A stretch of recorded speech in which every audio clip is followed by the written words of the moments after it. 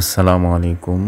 আজকে আমি আপনাদেরকে দেখাবো যে আমার ফার্স্ট টাইম ড্রোন ক্র্যাশ করেছে সংসদ ভবনের ভিডিও করার জন্য। তো দেখুন কিভাবে আমার ড্রোনটা ক্র্যাশ করে। প্রথমে আমি চন্দ্রিমা উদ্যানের সামনে দাঁড়িয়ে আমার ড্রোনটা ফ্লাই করি এবং আস্তে আস্তে পিছনে নিতে থাকি। আমি ভেবেছি এটা একটা হাইটের উপর চলে গেছে, হঠাৎ এটি ক্র্যাশ করে গাছের উপরে এসে পড়ে। এখন এটা কোন গাছে পড়ে এটা নিয়ে আমার আইডেন্টিফাই শুরু হয়ে যায়। তো পুরো ভিডিওটি দেখুন শেষ পর্যন্ত। যদিও পুরাটা রেস্কিউ করা ভিডিও করা আমার পক্ষে সম্ভব হয়নি, কারণ হচ্ছে যে এটা ছিল হচ্ছে সেই দিন যেদিন হচ্ছে যে বাংলাদেশ সেকেন্ড টাইম স্বাধীন হয়েছে। তো সবাই ব্যস্ত গণভবন নিয়ে, আর আমি ব্যস্ত আমার ভিডিও ফুটেজ নিয়ে। তাই আমি তাড়াতাড়ি চলে আসি সংসদ ভবনের সামনে, যাতে সংসদ ভবন এবং গণভবনের কয়েকটা ফুটেজ নিতে পারি ড্রোন দিয়ে। তো সবাই যখন ওখানে ব্যস্ত, আমি তখন ভিডিও করার জন্য আমার ড্রোনটা ফ্লাই করি এবং আপনারা তো দেখলেন যে কিভাবে আমার ড্রোনটা ক্র্যাশ করলো একটা গাছের উপরে। স্টিল নাও গাছের উপরেই পড়ে আছে। তো উদ্ধারের জন্য তখন আমি ওই পারে যাই। ওই পারে যে আমার একজন কলিগ আমার সাথে থাকে, সে আমাকে হেল্প করছিল। তো ভিডিও যেহেতু অন ছিল তাই আইডেন্টিফাই করতে একটু সুবিধা হয়েছে। তো আল্লাহর অশেষ রহমত যে এটা মানে উল্টো দিকে ছিল, যার ফলে কোন সাইডে আসলে আমি যাচ্ছি সেটা দেখা যাচ্ছিল। একটু পরেই এই যে গাছের পাতার ফাঁক দিয়ে আমাকে দেখা যাবে। আমি ওখানে এসে ফাইন্ড আউট করতে থাকি যে কোন গাছটা অ্যাকচুয়ালি আমার ড্রোনটা পড়েছে আর কি। আমি এখানে আসার পরে আমি গাছের পাতার ফাঁক দিয়ে আমি কোনোভাবেই ড্রোনটাকে খুঁজে পাচ্ছিলাম না।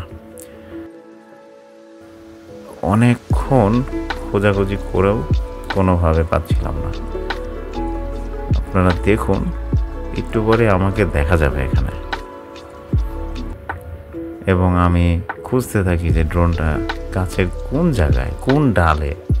আর আপনারা তো জানেন চন্দ্রিমার গাছগুলি খুবই পুরাতন এবং এর ডালগুলি অনেক নরম। জানি না এই গাছের নাম কি বা কোন প্রজাতির গাছ।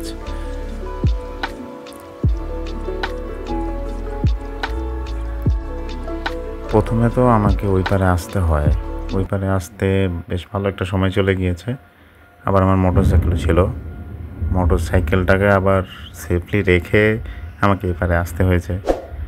তো সব কিছু মিলিয়ে মানে খুব টেনশনে পড়ে গিয়েছি যে আসলে কী করব, কী করা উচিত বা কী করতে হবে ভেবে পাচ্ছিলাম না।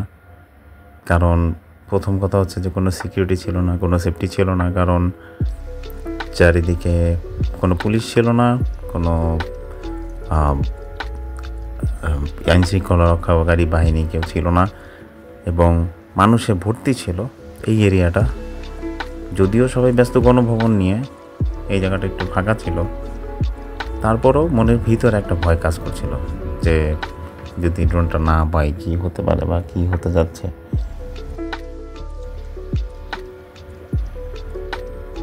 খুব দ্রুত আমি ওই পারে আসি। ওই পারে এসে ফাইন্ড আউট করতে থাকি যে আসলে কোন গাছটায় ড্রোনটা পড়ে আছে। আমার কলিগকে ওই পারে রেখে আসি, তাকে বলি যে আপনি একটু দেখেন যে আমি ঠিক গাছেই হাত দিচ্ছি কি না, তাহলে ওই গাছ বরাবরই আমি ড্রোনটা খুঁজব। অনেকটা দৌড়াতে দৌড়াতেই আমি এই পর্যন্ত আসি। এসে ঠিক গাছটার কাছেই চলে আসি। এই যে আমাকে দেখা যাচ্ছে, আমি এখন গাছের কাছাকাছি চলে এসেছি। ওই যে আমাকে দেখা যাচ্ছে। আমি এখন খোঁজাখুঁজি করছি যে কোথায় ড্রোনটা। আসলে নিচ থেকে আসলেই বোঝা যাচ্ছিল না, কারণ এটা গাছের উপরের ডালে পড়েছিল আর অনেক পাতা ছিল, তার ফলে এটা কোনোভাবেই নিচ থেকে দেখা যাচ্ছিল না। আমার টেনশন আরও বেড়ে যাচ্ছিল যে কীভাবে খুঁজবো। আর মানুষ যদি জানতে পারে যে আমি এখানে ড্রোন খুঁজছি, মানুষ হুমড়ি খেয়ে এখানে পড়বে, আর এখান থেকে ড্রোন তো রেস্কিউ করবেই, হয়তো আমার হাতে আসবে না। এই দেখেন আমি গাছের ঝাঁকিও দিচ্ছি এবং ঠিক গাছেই ঝাঁকি দিচ্ছি। ঝাঁকি খাওয়ার পরে আমার কলিগকে জিজ্ঞেস করেছি যে আমি ঠিক গাছে কি ঝাঁকি দিচ্ছি কিনা। উনি বলছে যে হ্যাঁ এই গাছটাই, যেহেতু ড্রোনটা নড়ছে তাই শিওর হলাম যে আসলে এই গাছটাই।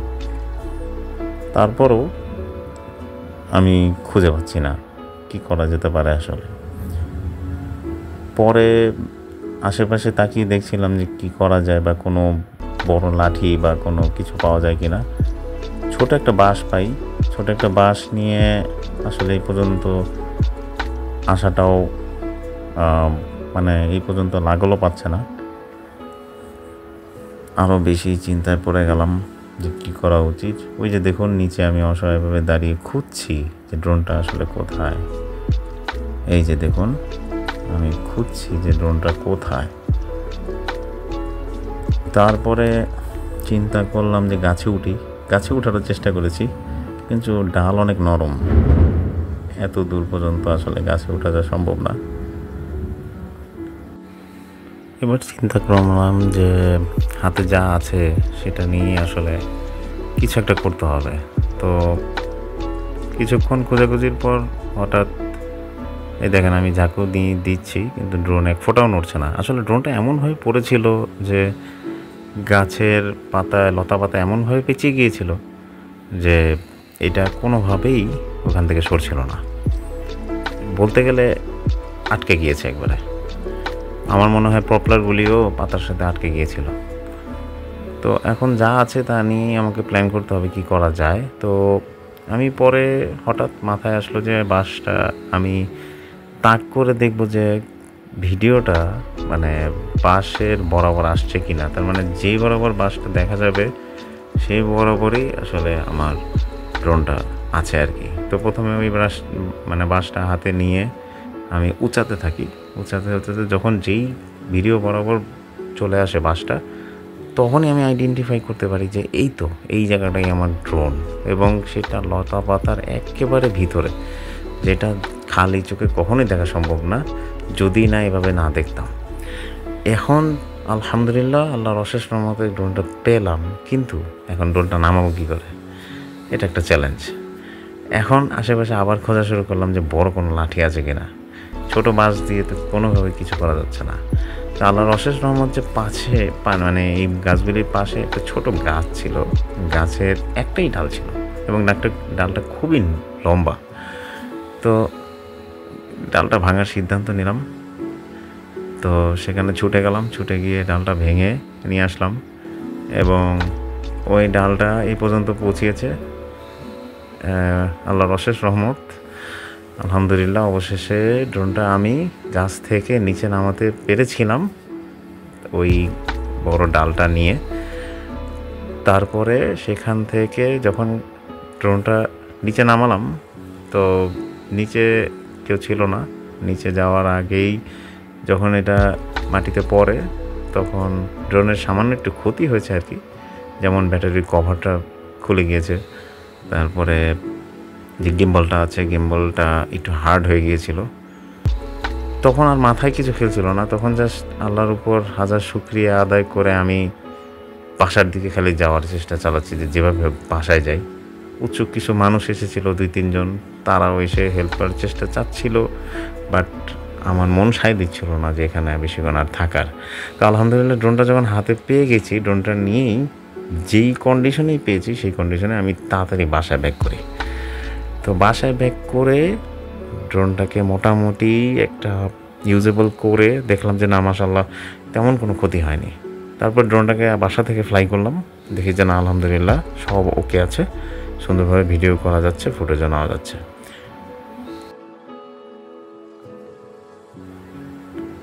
দেখেন ভিডিওতে কিন্তু একটু পরপর আমি একবার গাছের দিকে আসছি, আবার সামনের দিকে যাচ্ছি, আবার একটু হাঁটাহাঁটি করছি, আবার গাছের দিকে উপরে অপলক দৃষ্টিতে তাকিয়ে আছি।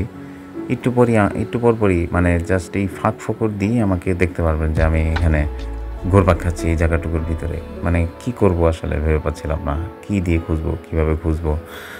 তো মানে এটা জীবনে একটা খুবই মানে টেনশনময় একটা মোমেন্ট ছিল আমার জন্য।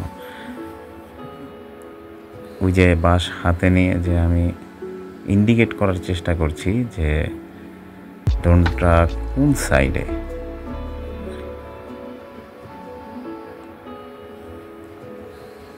আশেপাশে মানুষও যাতায়াত করছিল, তারা চিন্তা করছিল যে আমি মনে হয় পাখির বাসা খুঁজছি বা পাখি ধরার চেষ্টা চালাচ্ছি। অনেকে নিষেধও করছিল, আবার অনেকে বলছিল যে ভাই ডাল ভেঙেন না, গাছের ডাল ভেঙেন না। কিন্তু আমি আসলে নিরুপায়, আমি কি করব, কোনোভাবে মাথা কাজ করছে না। বাতাসে নড়ছিল, ভাবছিলাম যে বাতাসেও পড়ে যাবে। ড্রোনটা একটু হালকা, DJI Mavic Mini 2 এটা, কিন্তু এমনভাবে পেঁচিয়েছিল যে বাতাসে এটা পড়বে না, বোঝা যাচ্ছিল। ওই যে আমি আবারও গাছ ঝাঁকি দিচ্ছি, আপনারা দেখছেন। গাছ ঝাঁকি দিয়েও আসলে ড্রোনটাকে চুল পরিমাণে সরাতে পারিনি, এমনভাবে এটা আটকিয়েছে। এবং আমি গাছের দিকে তাকিয়ে আছি যে কি করা যায় বা কি করতে হবে, বুঝতে পারছিলাম না। তো আজকে আমি শেয়ার করলাম যে আমার প্রথম ড্রোন ক্র্যাশের একটা অভিজ্ঞতা, এবং খুব বেশি পরিমাণে ভয় পেয়ে গেছিলাম। এমনকি এমন একটা সময়ও হচ্ছিল যে আশাও ছেড়ে দিচ্ছিলাম যে না, ড্রোনটাকে এখানে ছেড়ে মেবি আমাকে চলে যেতে হবে। তো আলহামদুলিল্লাহ, আল্লাহর অশেষ শুকরিয়া যে হাল ছাড়িনি। আলহামদুলিল্লাহ, বেশি বেশি আল্লাহর জিকির করছিলাম, তো আল্লাহ তাআলা এটা মিলিয়ে দিয়েছে, আলহামদুলিল্লাহ। ধন্যবাদ এখন পর্যন্ত পুরো ভিডিওটি এবং আমার কথাগুলি শোনার জন্য। ভিডিও আসলে শেষ পর্যন্ত আমি করতে পারিনি, কারণ আসলে মাথা কাজ করছিল না। পুরো রেস্কিউর যে ভিডিওটা আমি করব, এটা আসলে আমার মাথায়ও ছিল না। শেষ পর্যন্ত জাস্ট ভিডিওটা যখন আমি দেখছি যে অন ছিল, আমি মোবাইল থেকে ভিডিওটা অফ করে দিয়েছি।